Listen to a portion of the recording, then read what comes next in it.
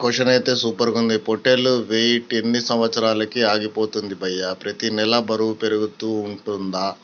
నెలకు 4 కేజీలు అంటే ఇయర్కి 48, 3 సంవత్సరాలకి 144 ఇలా బ్రదర్. అలా కాదమ్మా. అసలు వెయిట్ గెయిన్కి జీన్స్ బ్రీడ్ మీద చాలా ఎఫెక్ట్ ఉంటుందన్నమాట. బ్రీడర్ ఏదైతే ఉందో వాడి మదర్ ఫాదర్ క్యారెక్టర్స్ రెండు, మదర్ ఫాదర్ రెండు ఉండాలి. మంచి బ్రీడ్, దాని జీన్స్ మంచిగా ఉంటే వెయిట్ గెయిన్ అలా అవుతుంది. అలా అనేసి వెయిట్ అవుతూనే ఉంటుందా అంటే అది బతికినంత కాలం అవ్వదు. అండ్ మీరు 100 కేజీలకి దానికి సంవత్సరం 2 సంవత్సరాల్లోనే రీచ్ చేయించవచ్చు. 2 సంవత్సరాల టైం పడుతుంది, 1.5 ఇయర్ 2 ఇయర్స్ వరకు. కానీ దానికి అటువంటి ఫీడ్ ఉండాలి, ఆ ఫీడ్ని అరిగించుకునే శక్తి ఉండాలి, అంత కేర్ తీసుకోవాలి. మీరు చూస్తూ ఉంటారు చాలా నార్త్ ఇండియాలో కొన్ని గోడ్స్ని 150 300 కిలోస్ కూడా ఏదో అయింది, ఇంకా దానికన్నా ఎక్కువ అయిందేమో తెలియదు, బట్ 300 కిలోస్ ఏదో పెద్ద రికార్డే చేశారు వాళ్ళు. సో వాటి ఫీడింగ్ కూడా అలానే ఉంటుంది, అంత కేర్ఫుల్ ఉంటుంది. దాన్ని అంత కేర్ తీసుకుంటారు, అంత జాగ్రత్తగా తీసుకొని దాన్ని చేస్తేనే అవుతుంది. మేజర్గా దాని ఫాదర్ మదర్ జీన్స్, ఆ బ్రీడ్ క్యారెక్టరిస్టిక్సే మన అనిమల్స్లోకి వస్తాయి, అంతే తప్ప ఏదంటే అది వచ్చేస్తుందా అంటే రాదు. దానికంటూ ఒక లిమిట్ ఉంటుంది, ఆ లిమిట్ వరకే పెరుగుతాయి అవి.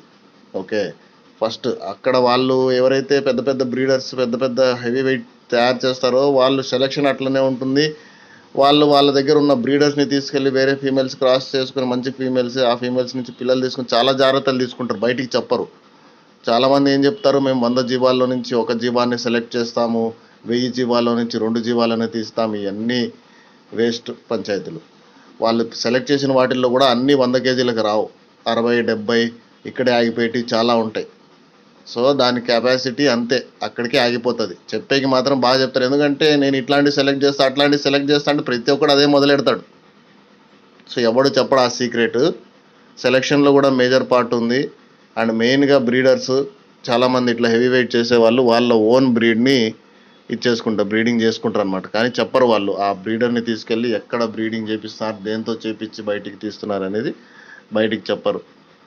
సో ఇలాంటివి ఉంటాయి. అలా పెరుగుతూ పోతే 1000 కేజీలకు 10 సంవత్సరాలు పెంచితే పోతుంది, అది 400 కేజీలకి పోదు. అట్లా కాదు, అన్ని జీన్స్ మీద డిపెండ్ అయి ఉంటాయి. వాళ్ళ ఫాదర్ హైట్ వెయిట్ ఉంటే పిల్లోడు కూడా అట్లే హైట్ వెయిట్ వస్తాడు.